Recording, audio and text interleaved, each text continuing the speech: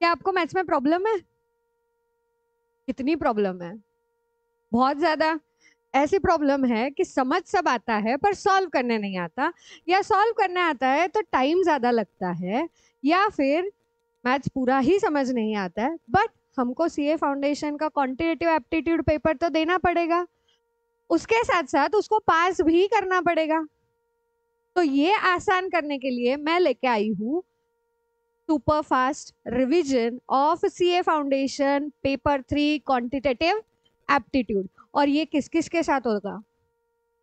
ये होगा नोट्स, आपको नोट्स मिलेंगे जिसमें मैंने शॉर्टकट्स लिखे हैं, सॉल्व करने के तरीके लिखे हैं, सॉल्व करने के तरीके बताए हैं, और वो भी कम से कम टाइम में।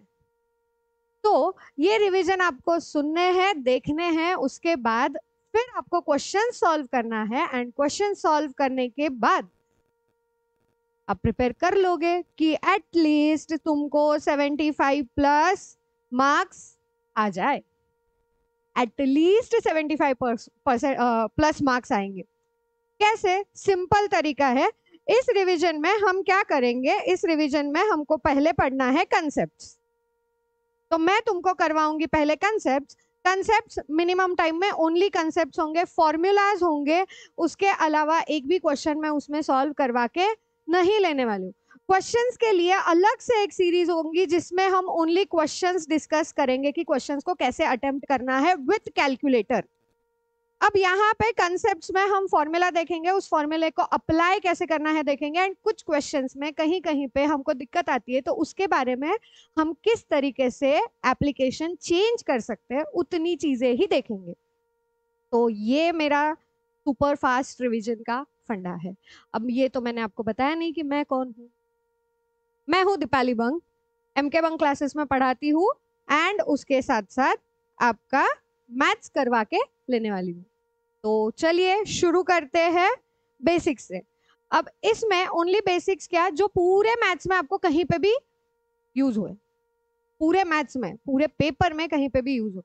अब पेपर जब सॉल्व करते हो तो हमको कुछ चीजें याद रखनी पड़ेगी या समझनी पड़ेगी कि पेपर है आपका 100 मार्क्स का, क्वेश्चंस भी आपके 100 क्वेश्चंस है, और मैक्स टू मैक्स अगर क्वेश्चंस अटेम्प्ट करना है तो हमको स्पीड में करना होगा। स्पीड हम यहाँ पे इग्नोर नहीं कर सकते। समझ में सब आ गया पर स्पीड नहीं आ रही है तो जैसे जैसे मैं बोलती हूँ उसको प्रैक्टिस करते जाइए। बार बार प्रैक्टिस करोगे आपको वो चीजें याद रहेगी। तो जितनी चीजें बोलिए बार बार रिवीजन को सुनो, प्रैक्टिस करो, कैलकुलेटर यूज करो, आपके max to max questions attempt हो जाएंगे। अब मैं इसमें आपको ये नहीं बोलूंगी कि ये ऐसे ही क्यों करना है और वैसे ही क्यों करना है। एप्लीकेशन के जितने भी तरीके होंगे वो सारे तरीके बताए जाएंगे, जो आपको आसान हो उस तरीके से जाना है, बट वो तरीका आपको बार बार बार बार अप्लाई करना है।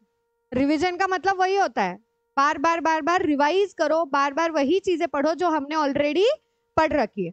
अब ये रिवीजन किसके काम आएंगे? जिसने मैथ्स पहले पढ़ रखा है, जिसको मैथ्स का पूरा सिलेबस पता है कि कौन से चैप्टर में क्या चीजें हैं। बिकॉज इसमें मैं बेसिक्स वाली जो चीजें हैं वो बहुत कम लेने वाली हूँ, और जो फॉर्मूला है उसका एप्लीकेशन वाली चीजें मैं ज्यादा लेने वाली हूँ। तो इसका ध्यान रखना कि जिसने पहले मैथ्स पढ़ के आया वही ये वीडियो देखे, अगर नहीं पढ़ा है तो पहले पूरा मैथ्स रिवाइज, पहले पूरा मैथ्स पढ़िए एंड देन रिविजन के लिए ये वीडियो यूज करना। अब ये जो 100 मार्क के क्वेश्चंस हमको अटेम्प्ट करने हैं, इसमें एक तरीका याद रखना कि अगर मुझे क्वेश्चन नहीं आ रहा है, skip the question for that time, skip the question for that time, उस टाइम के लिए क्वेश्चन को स्किप करो, अगले क्वेश्चन पे जाओ। बिकॉज मैथ्स में एक चीज होती है कि अगर हमको उस टाइम पे समझ नहीं आया तो उसी टाइम पे अगर आप 4 बार वो क्वेश्चन रीड करोगे, इट्स नॉट नेसेसरी कि आपको समझ आ जाए। तो आप उस टाइम के लिए उस क्वेश्चन को मार्क करके साइड में रखिए, अगले क्वेश्चन पे बढ़िए, और एटलीस्ट ट्राई कीजिए स्टार्टिंग में कि एटलीस्ट 100 क्वेश्चन तुम्हारे रीड करके हो जाए, भले ही आपको अटेम्प्ट करने आए या ना आए। पर जब प्रैक्टिस कर रहे हो तो एटलीस्ट 100 क्वेश्चन हम 2 घंटे में रीड भी कर पा रहे हैं क्या, ये चेक करिए। तो इसके लिए सबसे बेस्ट मेथड है skip and go to the next question, skip and go to the next question. अब ये जब करते हैं तो हमको कुछ चीजें जो हमको बचपन से पता है, बॉड मास हमको बचपन से पता है, बट अप्लाई करते वक्त हम भूल जाते हैं कि बॉड मास भी यूज करना है। तो ये चीजें हमको याद करनी पड़ेगी। बॉड मास क्या है? ब्रैकेट और order, division, multiplication, addition and subtraction. तो हम सबसे पहले ब्रैकेट्स सॉल्व करेंगे, फिर ऑर्डर में अगर जो रहा ऑफ है उसको मल्टीप्लाई का साइन देके सॉल्व करेंगे, देन डिवीजन करेंगे, मल्टीप्लिकेशन करेंगे, फिर एडिशन एंड लास्ट में सब्सट्रैक्शन। इसका मैंने रूल बोला था, ये 2 2 के इसमें होता है। अगर एक ही ब्लॉक के आ रहे हैं तो कोई भी सीक्वेंस में सॉल्व किया तो भी आंसर सेम होगा, बट अगर अलग अलग ब्लॉक के हैं तो हमको इसी सीक्वेंस में करना है। पहले ब्रैकेट, फिर ऑर्डर, फिर division, multiplication, addition and subtraction. अब इसके क्वेश्चंस में नहीं लूंगी, बस एक सिंपली समझना है। तो ऐसे समझिए, अगर मुझे 2/3 इंटू 8 दिया है तो मैं यहाँ पे 2 इंटू 8 डिवाइडेड बाय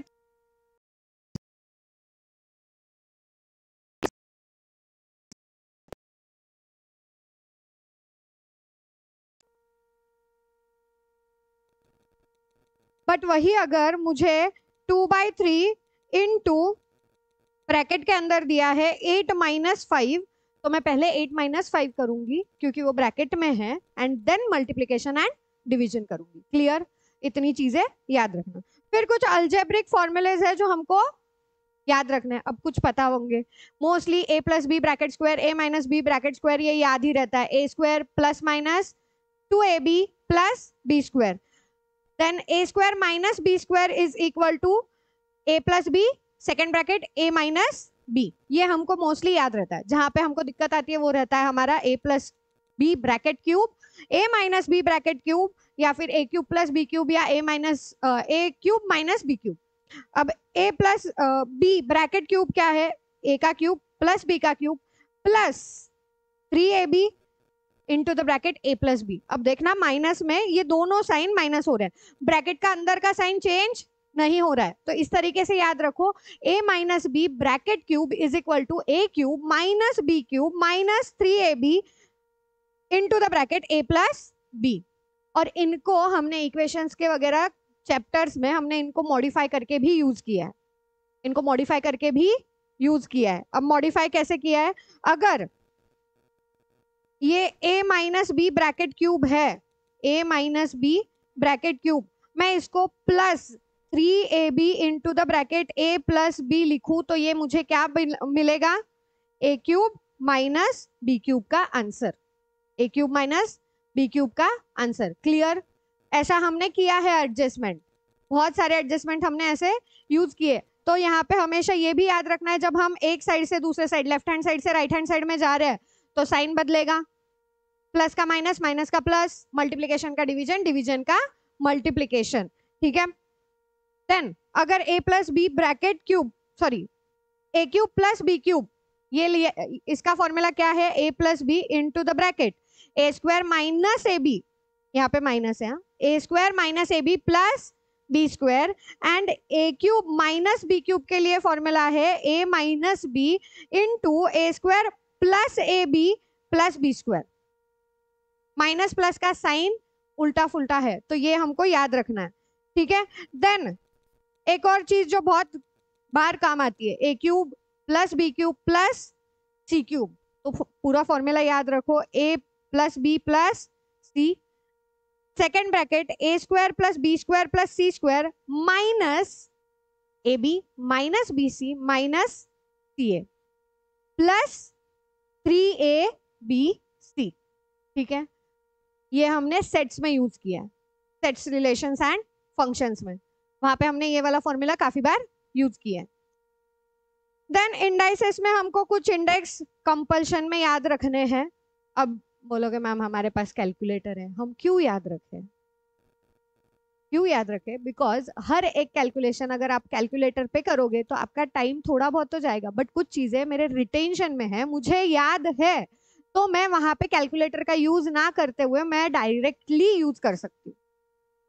अब 2 का स्क्वायर हमको याद है 4 है, तो तुमको जैसे ही 2 स्क्वायर दिखता है तो तुम डायरेक्टली कैलकुलेटर पे 4 लोगे, बट वही अगर हमको ये याद नहीं है तो तुम 2 इंटू 2 करोगे ना, 2 इंटू इक्वल टू करोगे, कुछ भी करोगे ना ऐसे। तो उससे बेटर 2⁸ तक याद रख लो, क्योंकि कुछ डिजिट्स दिख गए, रेशो में काम आता है, रेशो प्रोपोर्शन में काम आएंगे, देन इंडाइसेस में तो आएंगे ही आएंगे। उसके अलावा sequence and series, number series, इसमें तुमको cubes, raise to 4, raise to 5 ऐसे कुछ चीजें अगर याद है तो तुम जल्दी क्लिक कर पाओगे कि हाँ ये मैंने डिजिट देखा हुआ है और इसका उल्टा क्यूब रूट करना है या फिर क्यूब करना है, तो वो तुमको जल्दी क्लिक होगा, तो इसमें एक हेल्प होगी। तो यहाँ तक के कुछ चीजें हमको याद रखनी है, जैसे 10 तक के स्क्वायर्स एंड क्यूब्स तो याद रखने ही है, हम मोस्टली याद रहते भी है, मोस्टली याद होते भी है, क्योंकि 12 तक हमने बिना कैलकुलेटर के ये चीजें की है, तो हमको 10 तक के स्क्वायर्स एंड क्यूब्स याद होते हैं। देन 2⁸ तक याद रखना है, 2⁸ तक याद रखना है, 3⁶ तक याद रखना है, एंड 5⁴ तक याद रखना है। ट्राई करो याद रखने का, ट्राई करोगे याद रखने का तो तुम्हारे लिए क्वेश्चन सॉल्विंग में बहुत आसानी होगी।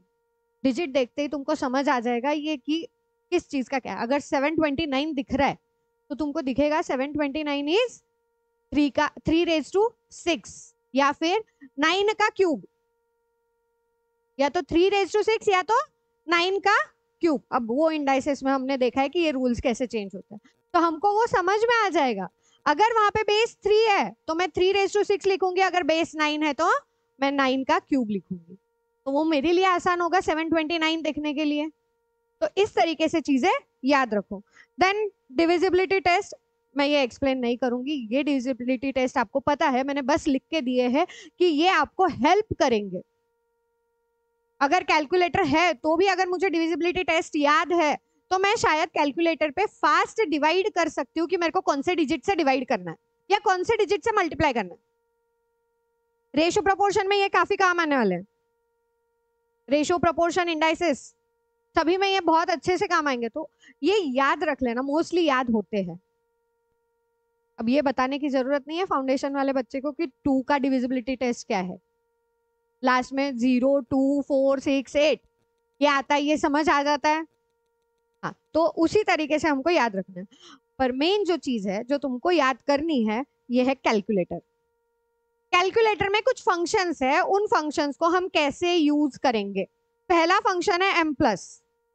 m+ मतलब मेमोरी में ऐड करना, वैल्यू को मेमोरी में ऐड करना। ये हम कब यूज करते हैं, जब मुझे बहुत सारा डेटा, जैसे सेंट्रल टेंडेंसी है, रिग्रेशन एनालिसिस है, कोरिलेशन है, इसमें हमको x एंड y के बहुत सारे डेटा दिए हुआ होता है। ठीक है, अब इन डेटा को हमको x इंटू वाई करना है, x इंटू वाई करना है, एंड देन उसका समेशन xy निकालना है, देन उसका समेशन xy भी चाहिए। मेन हमको समेशन xy ही चाहिए। तो जब समेशन xy चाहिए, मैं क्या करूंगी, xy के जितने भी डिजिट्स दिए हुए हैं, जितने भी डेटा दिया हुआ है, x into Y equal to m+, again x into Y equal to m+, जो भी डेटा है 2 इंटू 3, 5 इंटू 8, 6 इंटू 9, जो भी रहेगा मैं m+m+m+ करते जाऊंगे, एंड लास्ट में जब सारे डेटा फिनिश हो जाए तो समेशन xy के लिए हम प्रेस करेंगे MRC, मेमोरी रिकॉल। तुमने मेमोरी में कितना डाला है उसको पूरा एक साथ समेशन करके दे देगा। अब इसके अलावा m+ के अलावा तुम एक चीज और यूज कर सकते हो, that is grand total, GT नाम का भी एक फंक्शन होता है, दिख रहा होगा कैलकुलेटर में, या तुमने यूज भी किया होगा। पर GT हम कब यूज करेंगे, अब यहाँ पे जब x इंटू वाई, मैं m+ के जगह पे कुछ नहीं करूंगी, इक्वल टू करके छोड़ दूंगी, इक्वल टू करके छोड़ दूंगी, और हर एक x इंटू वाई, हर एक x इंटू वाई के बाद इक्वल टू प्रेस कर रही हूँ। लास्ट में क्या करना है, समेशन xy के लिए GT प्रेस करो, तुमको समेशन मिल जाएगा। क्लियर। फिर ये m-, अगर फिगर कोई माइनस में है और तुमको समझ आ रहा है कि इसको हमको माइनस करना है, पर हमारे पास ऑप्शन क्या है, m+। अब हमको मोस्टली m+ करने की आदत होती है, तो m- भी कर सकते हो, या फिर तुम्हारे पास कैलकुलेटर में एक और फंक्शन है प्लस का, जिससे साइन बदलता है। अगर आपको m+ ही यूज करना है तो साइन चेंज करके एम प्लस प्रेस करो, और अगर आपको साइन चेंज नहीं करना है तो एम माइनस यूज करो। मेमोरी में से हटाना है, एम माइनस मतलब मेमोरी में से हम रिमूव करेंगे। क्लियर, समझ आया? हाँ, अब ये कैलकुलेटर के कुछ कॉमन जो ट्रिक्स है वो बताती हूँ।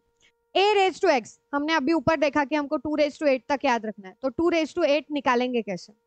2 रेज टू 8 कैलकुलेटर पे किस तरीके से निकालेंगे? 2 इंटू इक्वल टू प्रेस करेंगे 7 टाइम्स, इक्वल टू प्रेस करेंगे 7 टाइम्स। जब भी इंडेक्स में जो है, इंडेक्स में जो भी नंबर है उससे एक नंबर लेस हमको इक्वल टू प्रेस करना है। क्लियर? तो तुमको आंसर मिल जाएगा। बट वही अगर इंडेक्स मेरा फ्रैक्शन में है, सपोज ये मेरा फ्रैक्शन में है 8.5 है, अब इसके लिए क्या करोगे? 8.5 तो तुम इक्वल टू 8 7.5 टाइम्स प्रेस कर सकते हो? नहीं। तब हम क्या करेंगे, हम बेस, जो मेरा बेस है 2, इसको प्रेस करेंगे, अंडर रूट प्रेस करेंगे 12 टाइम्स, अंडर रूट प्रेस करेंगे 12 टाइम्स, फिर -1